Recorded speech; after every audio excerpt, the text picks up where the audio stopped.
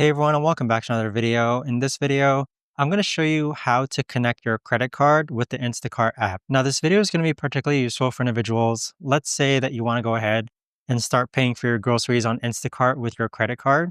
How do you actually go ahead about doing so? Now, this video is going to be short, sweet, and simple, guys. There's not going to be a lot of steps involved.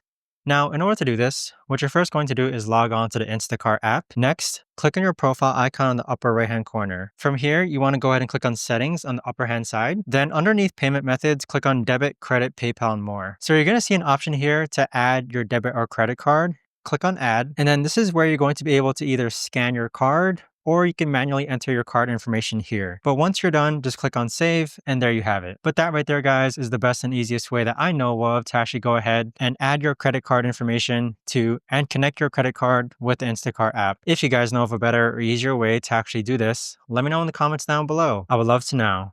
Thanks so much for watching, everyone, and I'll see you guys all in the next video.